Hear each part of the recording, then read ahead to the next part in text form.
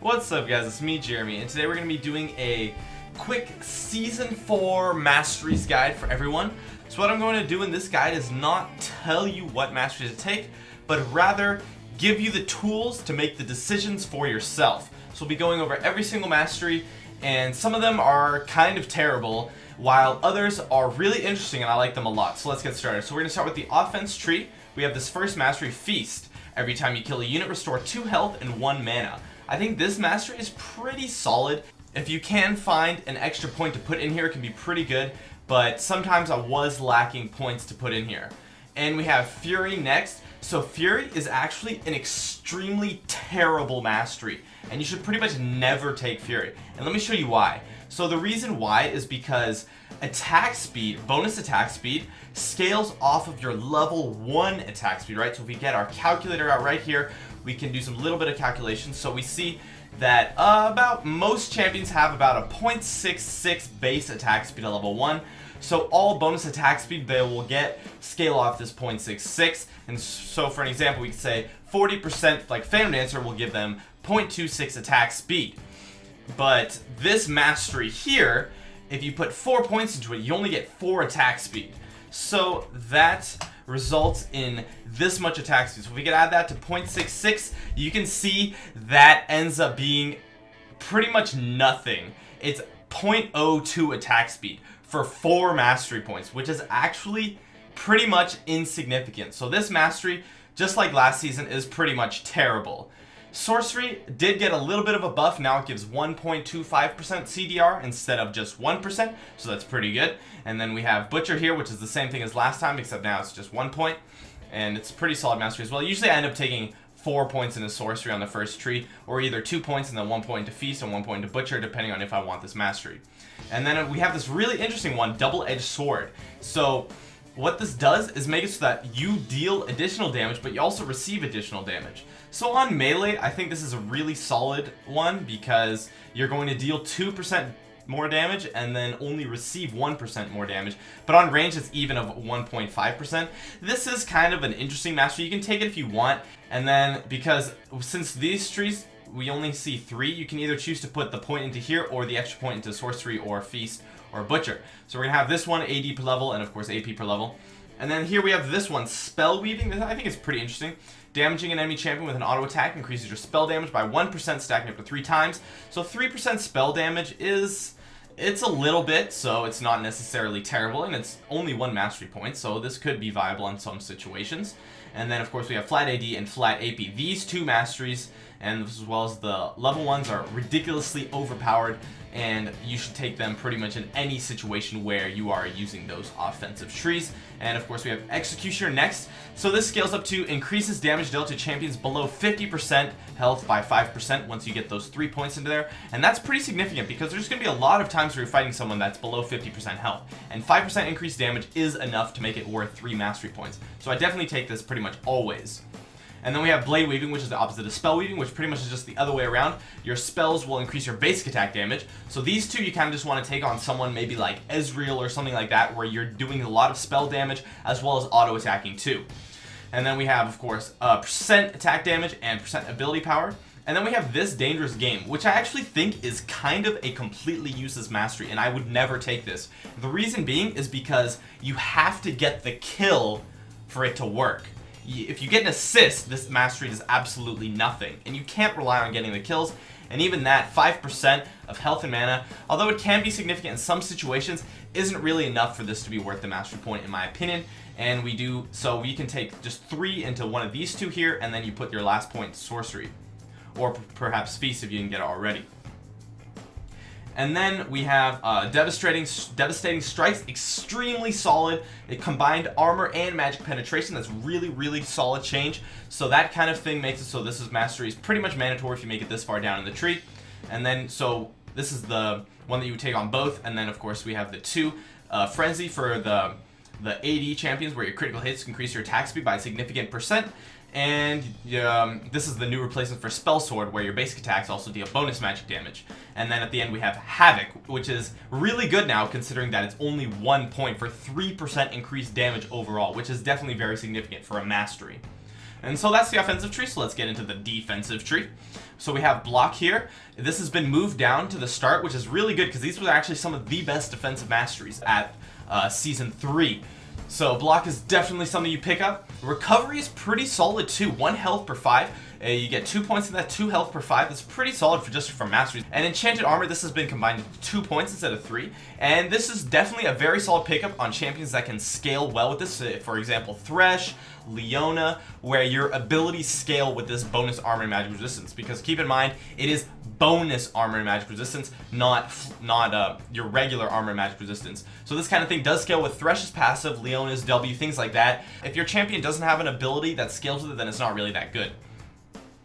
Tough Skin, that's just the standard jungler mastery from last year, pretty much the same thing, they just changed the icon.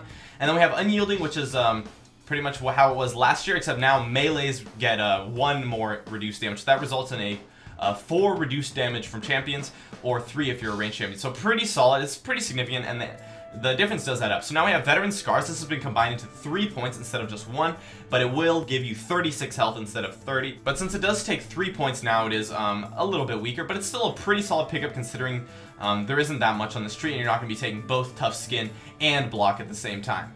So you'll just get Veteran Scars and Unyielding, or you'll get Veteran Scars and Bladed Armor. And Bladed Armor is, of course, how it was last season, where you just deal some damage to minions when they hit you. And then we have Oppression. I think this mastery doesn't seem to be that strong because it reduces damage taken by 3% from enemies that have impaired movement. So it's going to reduce the damage you take from champions that are CC'd. But the thing is that if a champion is CC'd, then you're probably not taking any damage from them anyways. So this mastery does seem to be kind of useless, and I would never take it. And then we have Juggernaut, which has been combined into 1 point instead of 3 for an overall 3% maximum health. Very solid since it's only 1 point, and you're probably getting Veteran Scars anyways. Then we have Hardiness and Resistance. These have been moved down to here, this part of the tree. So you put the 3 points in them to get the 5 armor and 5 MR. And we have Perseverance. This mastery, I think, is extremely solid. 1% of your missing health every 5 seconds. So for 3 points, it will give you 3% of your missing health every 5 seconds. So say you have 1,000 health missing, right?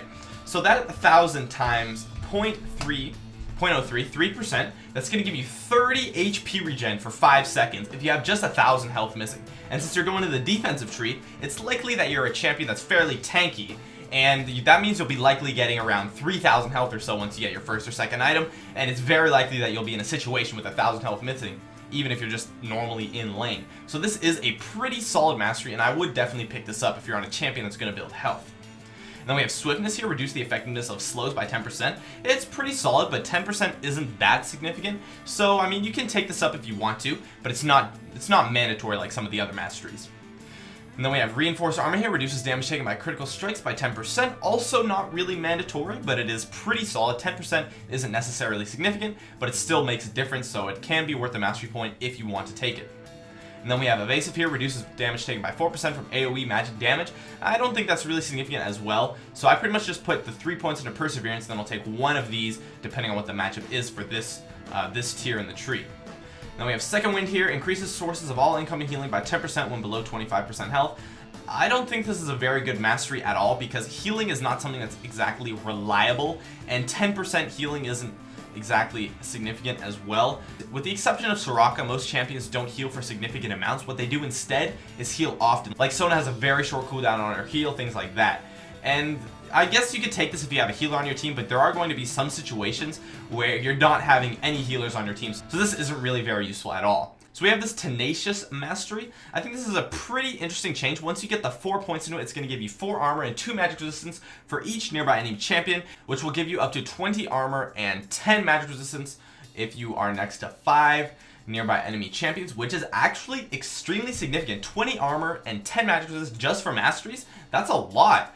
And it is 4 points, but the thing is that the other 2 here kind of aren't that good, so I will usually end up taking the 4 points into Tenacious.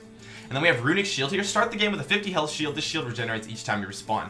Now this is a really interesting mastery that's very new. It seems to me that it's very weak considering that it doesn't scale with your level, right? So you're going to start with that 50 health shield. At the beginning of the game it'll be alright, right? And you get that 50 health shield at the beginning, but it doesn't regenerate until you die and respawn. And at that point, you're probably having around 1,000 health or so at least. and at that point the 50 health shield is pretty much insignificant. So this is only really useful for the very first time use at level 1. So unless you're going for an extremely cheese play at level 1, this mastery is pretty much useless. And because of that, we take the 4 points into Tenacious most of the time. So we have Legendary Guardian here, reduces the duration of crowd control effects by 15%. So this says crowd control effects, and it's the duration. So this is pretty much 15% tenacity. So this is a really solid mastery, definitely going to be picked up. Of course it's solid, I mean it's at the end of the tree, but it's definitely really strong for defensive champions. And lastly, we have the utility tree. So we're going to start with Phase Walker. This is pretty much the replacement for improved recall. Reduces the casting time of recall by 1 second. Not really that significant, but it can save your life in some very specific situations. We have Fleet of Foot.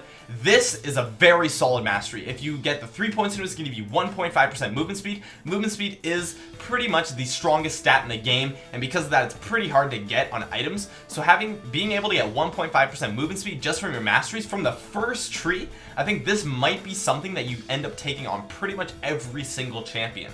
Except for some tough situations where you're maybe going 9 into the defense tree or 9 into the offense tree, things like that. But this is a very solid mastery for sure. And then of course the 3 mana regen per 5 for meditation, nothing new there. We have Scout here. This has been changed from the previous mastery. Increases the cast range of wards and relic items by 10%.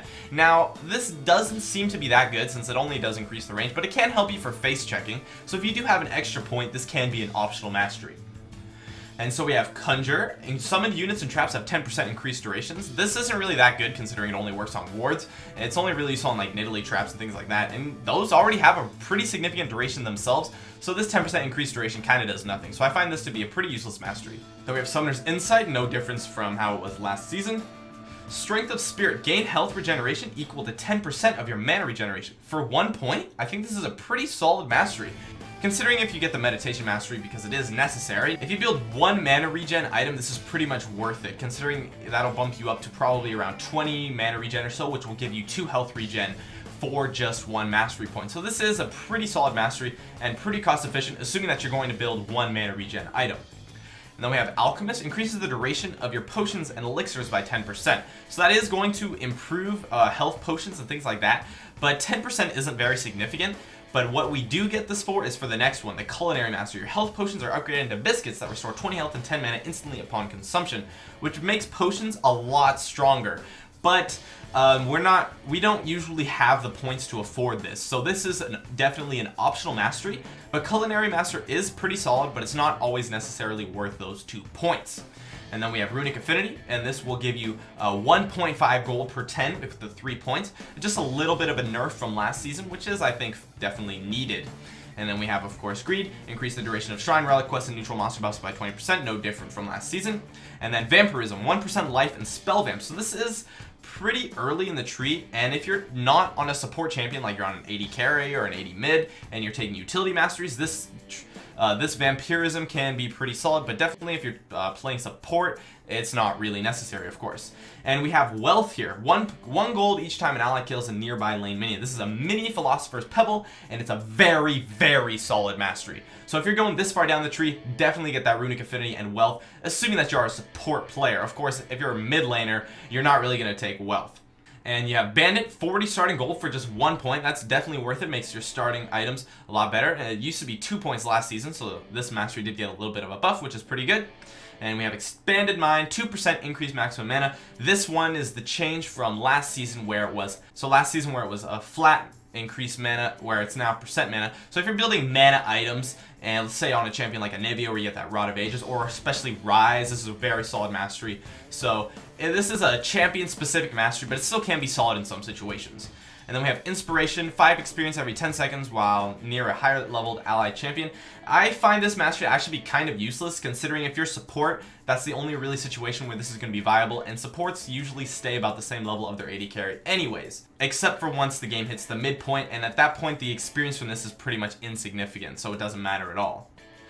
And then we have Scavenger. Melee grants additional gold on assist or kill, and ranged gives the Pickpocket Mastery. So this is the replacement from Pickpocket, and it's pretty solid. You could usually end up getting a couple hundred gold from this, so I definitely would take this if you're getting Bandit, which is also really solid. So usually you pretty much always get this. And then we have Intelligence, which is going to give you the 6% CDR, and now it's combined with reducing the cooldown of your activated items. So this is also really solid too if you're going to make it down here. So at this level of the tier, you're pretty much just guaranteed to put the 4 points into there.